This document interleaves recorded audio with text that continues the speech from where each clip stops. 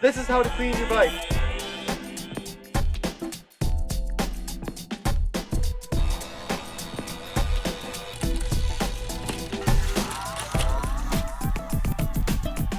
This is what you'll need. First of all, a bike, preferably a dirty one. You'll also need a bucket with some soap and water, a sponge and some rags, a chain scrubber and some toothbrushes, and some chain lube and a degreaser. And a hose is pretty important too. First step is to hose your bike down. Then grab your soap, water, and sponge and suds it up, paying special attention to especially dirty areas such as the drivetrain and areas around the wheels. Now I grab my degreaser and spray down the cassette as well as other greasy areas, but bearing in mind to spray precisely, as degreasing the wrong part of your bike can be detrimental to its performance. Now I fill up my chain scrubber with degreaser, or alternatively I spray my toothbrushes with the same degreaser. Now I attach my chain scrubber to the chain and slowly turn the cranks backwards, being careful not to push or pull the chain in any direction as it could cause it to derail. You can see already how clean the chain looks. If you don't have a chain scrubber, you can use 2 toothbrushes as I am here to do the same thing, again bearing in mind not to push or pull on the chain in any direction.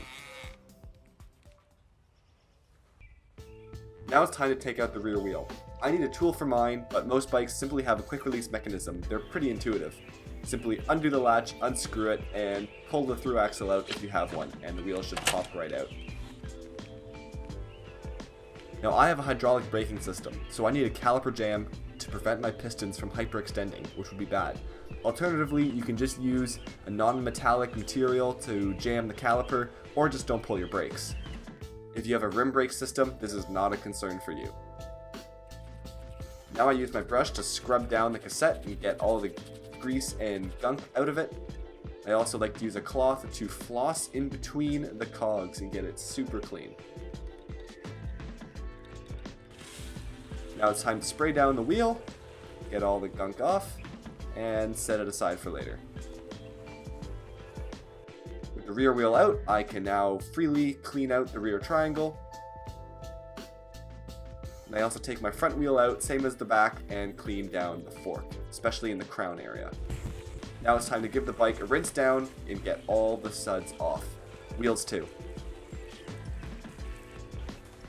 As you can see, with the sunlight hitting it just right, this bike looks amazing and super clean. Now I take a towel and dry off my bike. This is also ample time for you to do a quick diagnostic of your bike, ensuring that all the components are not bent, broken, rusted, frayed, missing. Make sure they're all there and in working order. You can also take that same cloth and clean out any of the small nooks and crannies that you weren't able to get with the sponge, such as the brakes, derailleurs, or just in between little spaces that are hard to get at. Also put your wheels back in, ensure that they are nice and tight and properly installed, and your bike is pretty much good to go. Just gotta relubricate it.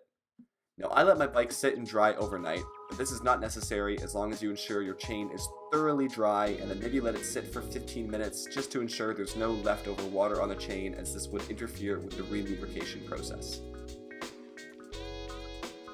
Now I can't stress enough how important it is that you use bike-specific lube. It does not have to be anything fancy, but using bike-specific lubricant will significantly increase the performance and longevity of your bike chain. So yes, for once, WD-40 is not the answer to everything. Now you actually shouldn't just dump the lube on, rather go link by link, applying a drop to each. Precision is key, you do not need a lot of lube. I like to give my chain a quick spin around to help the lubricant settle in, and then wipe off any of the excess with a cloth. I then like to run through all my gears to distribute the lube evenly and make sure everything is in good working order. It's also pretty satisfying to watch this happen. If you've done it right, your chain should be slippery to the touch, but not leave anything gross on your fingers. This may take a few tries. Once you're done that, your bike is ready and it's time to go out. See you on the road.